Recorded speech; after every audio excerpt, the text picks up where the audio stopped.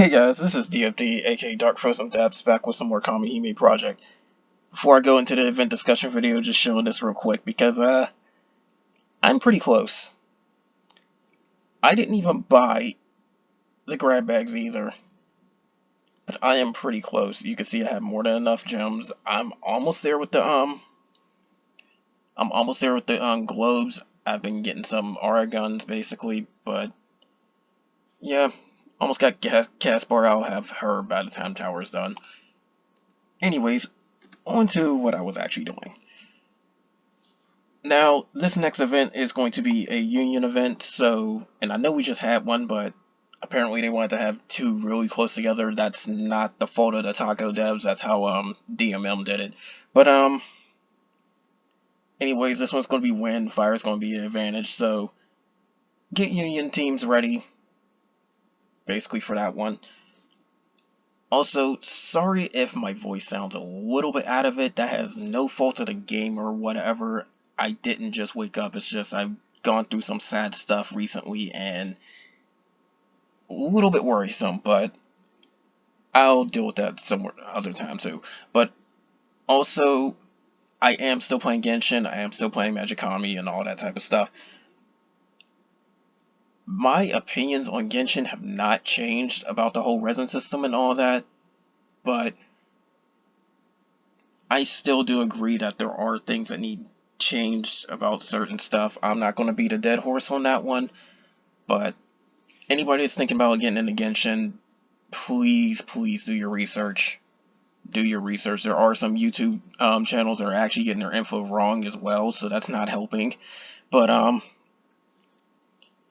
that's the whole reason why I still do these Kamihime videos, because I'm like the only one doing any videos on these. So rest assured, until Taco decides not to run this game anymore, I will still keep doing Kamihime project videos. I will still keep playing the game. But well, unless the devs really screw up, then I'll probably quit the game, but I'll still do these event videos. But anyways, because this is a union event, you get the really powerful versions of Assault and Defender, the 30% ones. So it's pretty much one skill weapons, but they are very strong in what they do. For comparison, you need to start leveling like skill level 30 or even skill level 20 large. You're going to start needing skill level 30 weapons in order to even match it, or just get two skill level 20 large weapons to match these. So that's why they're quite useful if you do have the slots for them. You might, depending on your setups, you might, but we'll see. But anyways, union event. Don't try to share any raids to anybody that's not part of your union for best results, because I know you can share the I think they're called thrones. I know you can share those. It's best just to keep them within your union. That way you can just keep boosting up your union stuff a lot faster. Don't share them to friends or even randoms. And we do have the raid IDs anyway, so just share them among your union members. And if you are on something like a Discord or something, that helps too, because there's union Discords all over the place if you really look. But anyways, you get your divine rings from thrones, then you go fight the Seraph. Same stuff as before. We just recently had an event, so you should basically know all that. I'm not even going to go over the same effect list and all that too. You can just check out that last video if you're interested, because it was I think it was this one's Chastity, so I forgot what the last one was, but it was the light one. But we really just had it not too long ago. So as for the enemy AI, 700,000 HP on standard thrones, a little over 2.5 million for expert thrones. I'm not going to go over the HP for the Seraphs because they grow based on how many times they've been fought. But it does indeed start off at 450,000 on expert, and it starts off at almost a million for ultimate. It's literally 975,000. But they both had this little burst mechanic where they will just deal wind damage to everybody when their HP gets cut in half. So when they hit 50% or less, and we do have the percentage thing so you can literally see it now, but when it hits 50% or less, expect another nuke to come up as long as they're not stunned. Now, they like aiming for whoever has the most HP. So, that said, you're going to have to protect whoever's got the most HP at the time if you really want to avoid too much burst damage. So that's the whole trick with those. Whoever has the most HP is the one getting nuked. So be very, very wary of that. Characters that can put invalidation on somebody else would actually be pretty handy. There's actually an R Kamihime that can do that. A water R Kamihime. Now, that's only if you're using a water team for this, but that's something to keep in mind. Some characters can put an invalidation on other characters. Some can just invalidate the whole team, or just draw attacks to herself. So, there's that. But it says protect invalid, so I don't know if it's going to go through some of the damage cut, if not all of it. So you may want to be careful of who has the most HP either way, because they're going to be the one that gets targeted. Now, what makes the Seraph a little bit different is the fact that it will randomly hit 2 people outside of its full orb count, and it only has 1 orb. So it's going to be essentially every other turn, and it never will happen in Raging Phase, so that's something to be very wary about.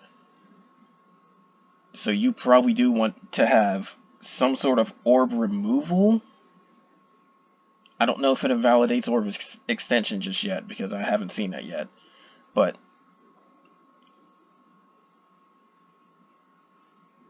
you do want to be very, very careful about this whole fight, because you're going to get nuked quite a lot.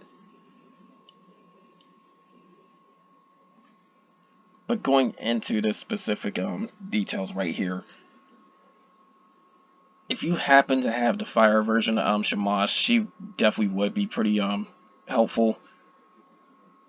It says the cover doesn't work. Okay, so you can't cover. You can invalidate, but you can't cover by the looks of this.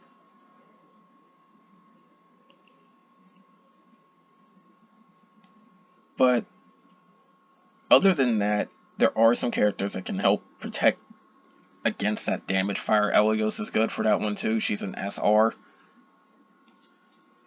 But the thing with that is that since no cover, you can't do something like pull Gaia out of nowhere. You just have to make sure Gaia has the most HP. So that said, be very, very careful. Now, I don't see anything that says you can't extend the maximum turns before they can burst, but if you may want to test it out personally. Now, there are characters that can remove it,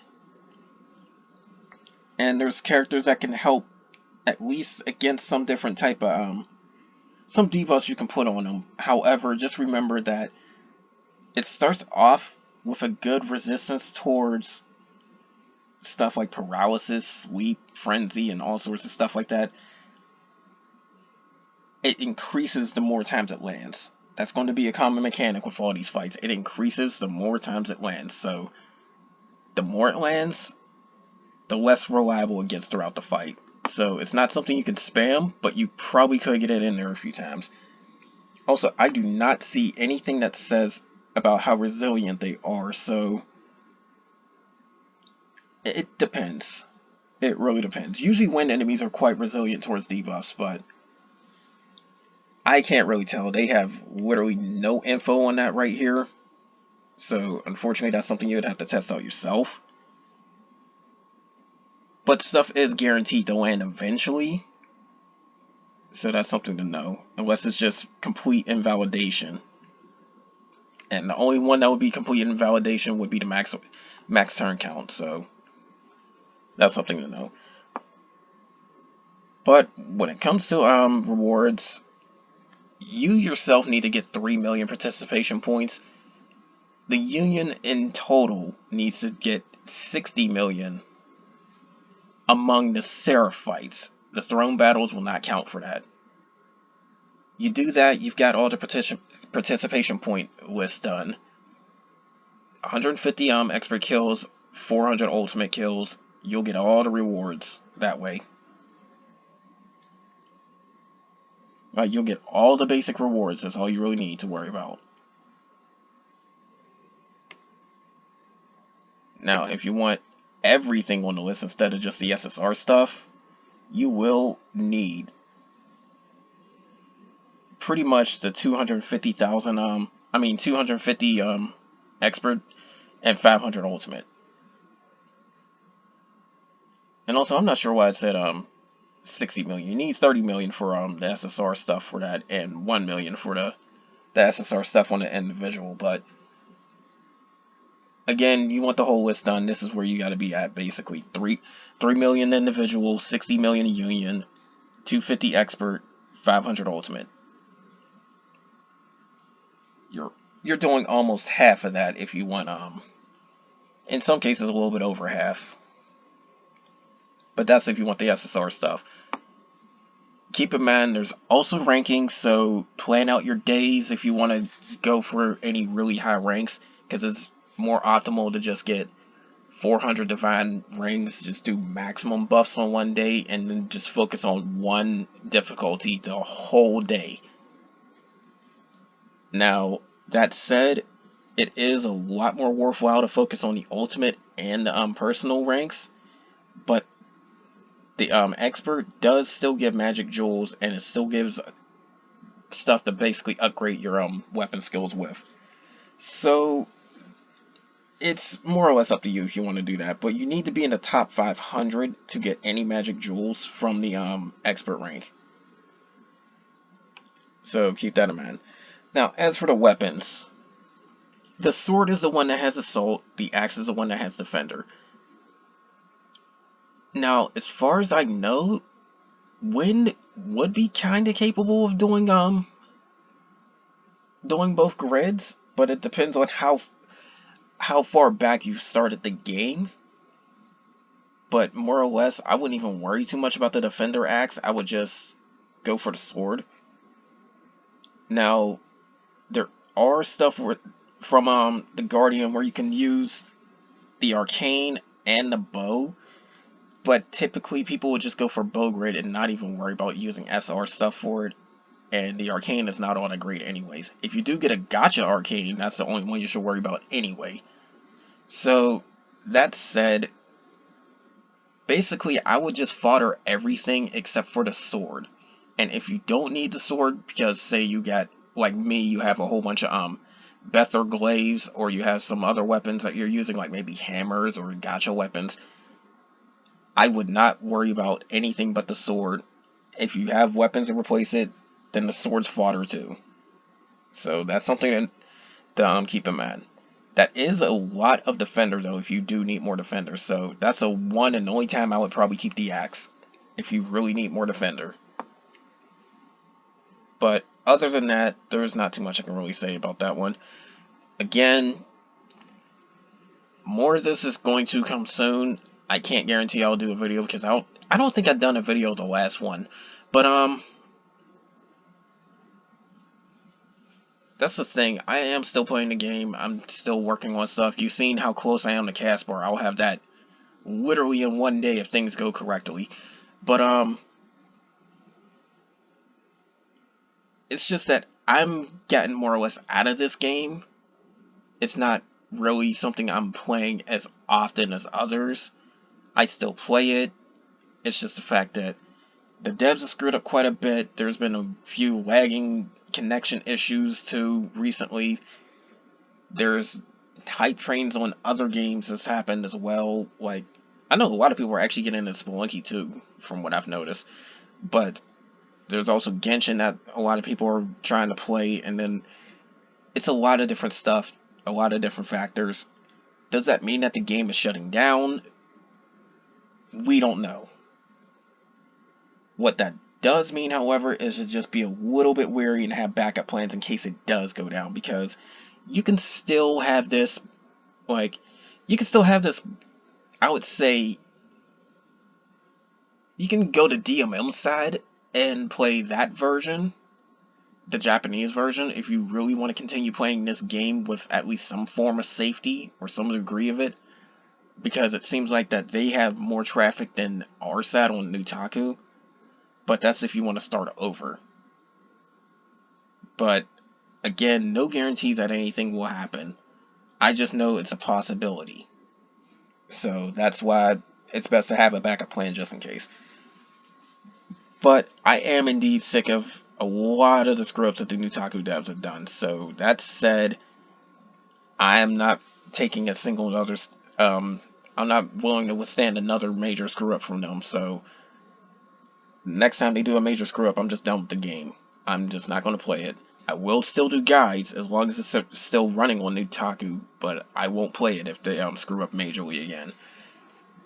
Hence why I haven't even added any money on here for quite some time. The materials I've used to get Dark Caspar, I grinded those out. I did not get the grab bags, and they'll probably expire by the time I even would be able to pay for them anyways. So, that said, I'm just not going to worry about it. I'm basically playing as a free player now on Kamihime Project. Even then, I still lucked out and got a Tish Spear. I literally got another Tish Spear from Magic Jewels. I don't know what it is with light luck, but that happens. So, that said, playing as a free player, that's what I have to say with that one. I'm not even going to get the, I suggest people get the SSR guaranteed stuff, and especially the Miracle tickets, but I'm not even going to get those either. So, anyways, that's all for this. Again, more of this will come soon, unless there's, like, literally something they do to make the game close down. But, more of this will come soon, as long as the game keeps running. That's all I have to say. So, rest assured, I will still do these guides. But, that's all for now, guys. Take care.